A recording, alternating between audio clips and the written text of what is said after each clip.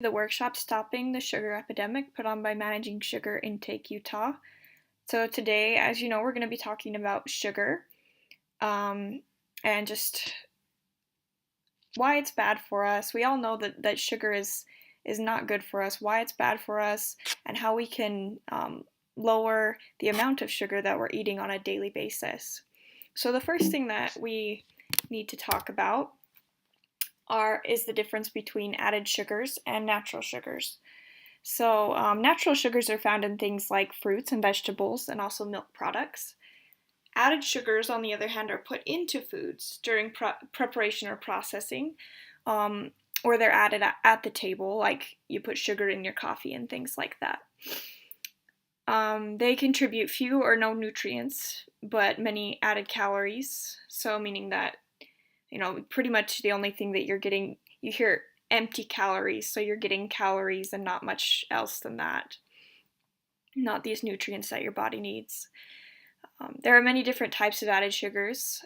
Those go by, or they're called maltose sucrose, high fructose corn syrup, maybe you've heard of, honey, fruit concentrate, malt syrup, brown sugar, and confectioner's sugar, brown corn syrup, and molasses. Foods high in added sugars include things like sports drinks, energy drinks, soda, sugary desserts, candy, flavored yogurt, cereal, bread, crackers, salad dressings, spaghetti sauce, soups, ketchup, and other condiments. So there are some surprising things in there that actually have a lot of added sugars that we don't normally think of as sugary foods. So why do we care how much added sugar goes into our bodies? We're going to talk about three things that that we really should be caring about more in regards to how much sugar goes into our bodies.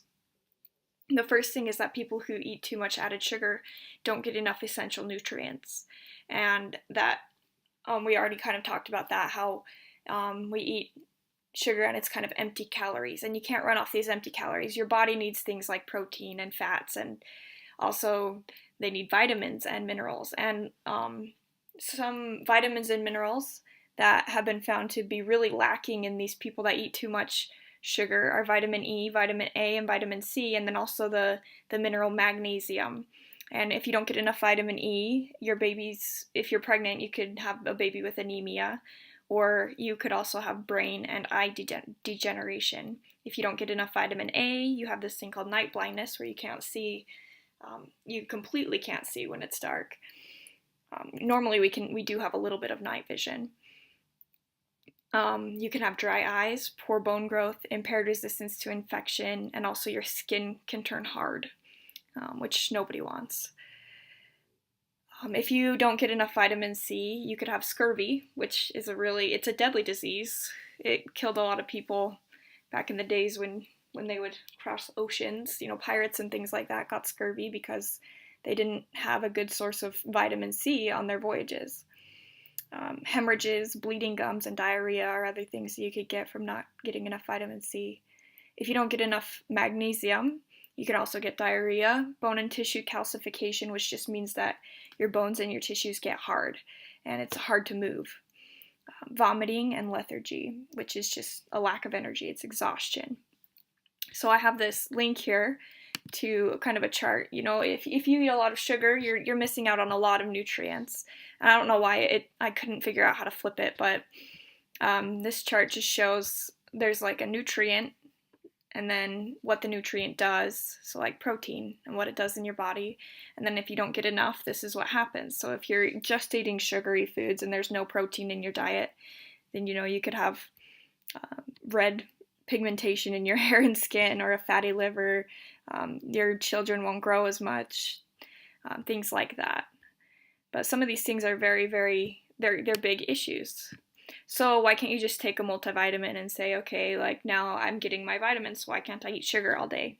Well, there's other things that can happen to you if you eat too much sugar. And one of them is that too much added sugar can have devastating effects on your physical health.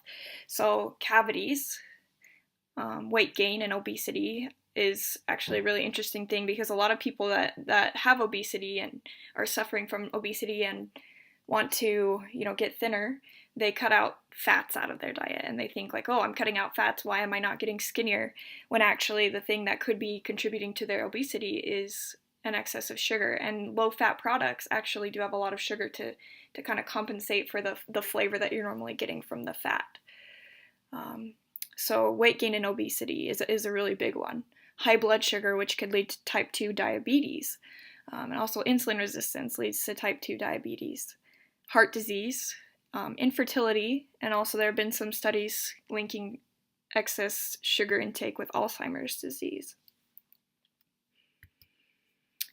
Also, too much added sugar can have devastating effects on mental health. So depression and anxiety have both been linked to excessive sugar intake. And as we know, those are huge problems. Those are very serious things. So how much added sugar should you be eating? The American Heart Association recommends daily intakes for women, men, and children. So women and children both are recommended to have 6 teaspoons or 25 grams, roughly 100 calories of their diet contributed to sugar every day, and that's a maximum. So less than that amount is ideal. And then recommended for men is less than 9 teaspoons, 36 grams or 144 calories. So the average daily intake of the American, if you look down at the bottom, if you look down at the last line of that, the average daily intake for an American is 19.5 teaspoons or 78 grams.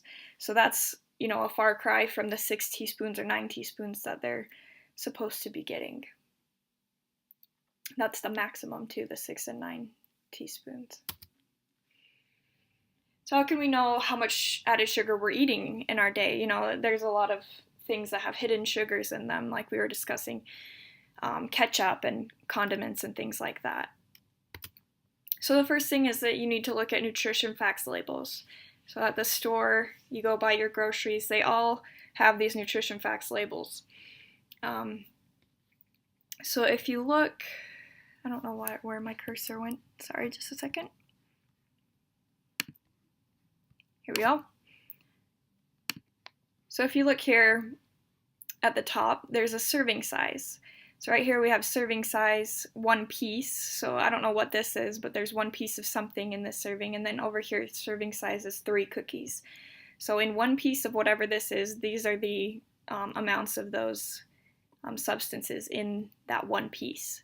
So we can see here in 1 piece of whatever this is, there are 2 grams of sugars. So sugars will usually be under total carbohydrates. So if you look, these are the 2 that you need to pay attention to. Serving size, 1 piece, and then sugars. So there's 2 grams of sugar in this 1 piece of whatever it is. So that's 2 grams for whether you're a female, 25 grams, or a male, 36 grams. And then over here, 3 cookies. So if you look, there's all sorts of numbers and crazy stuff going on. And then there's sugars. Sugar doesn't get a percentage because you don't need sugars. These are things that you need in your diet that have the percentages. So sugars, there's 14 grams of sugar in these 3 cookies. So if you eat 1 cookie, if you round this up to 15 and then divide by 3, that's about 5 grams of sugar per cookie. So if you're a female, again, 25 grams is your maximum, and you can have 5 cookies. You can see how easy it is to kind of go over that amount that you're supposed to be getting, that maximum amount that you can allow yourself. So nutrition facts labels are really good sources to find how much sugar is going into your diet. But not everything has a nutrition facts label. Here we have, I don't know where this keeps going. There we go. Here we have a recipe calculator. So if you're making your own recipe, let's say you're making chocolate chip cookies or something, a cake for your kid's birthday, that you could look and see how much added sugar is actually in that recipe. And, you can always add less sugar in your recipe. It's not going to be as sweet, but we as Americans usually make things too sweet. So you just copy and paste your ingredients, or you can even just write them down, 1 cup of sugar.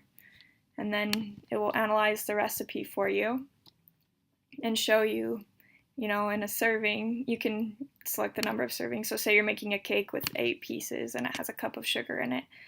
So that cake will have 25 grams of sugar per slice.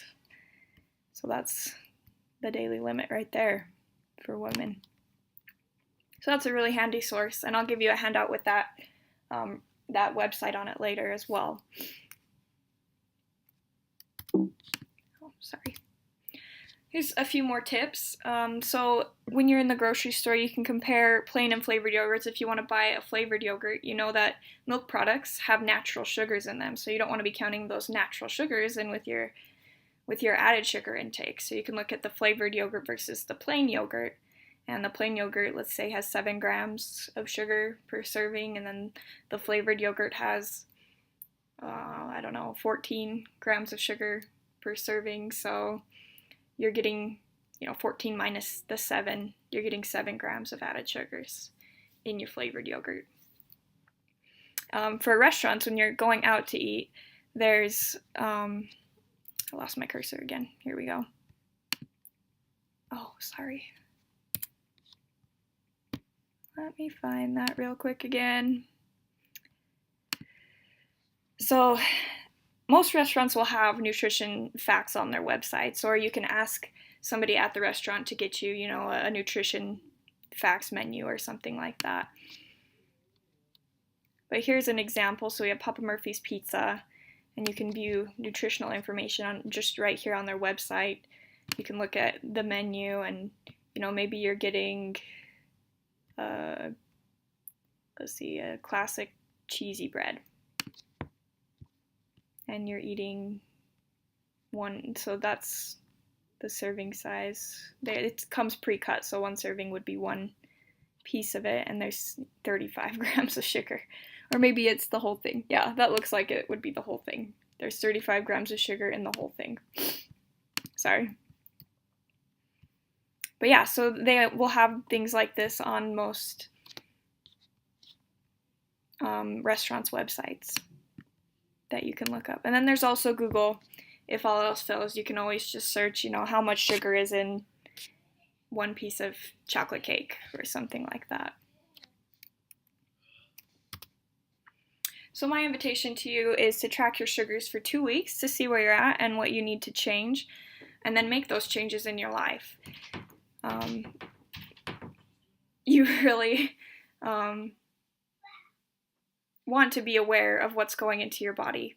And I know for me, as I'm aware of what goes into my body, I'm feeling much more energy and much better about my life and more healthy. So I just want that for you guys as well. And if you take this challenge, you can, you don't have to write down every single gram of sugar unless that's something that really helps you. You can just kind of keep a running tally in your head and estimate and kind of see approximately where you might need to cut back on the sugar or replace things in your diet that would really help with that sugar intake. Are there any questions before I give you the handout and we can try some of these low sugar recipes that we have over there?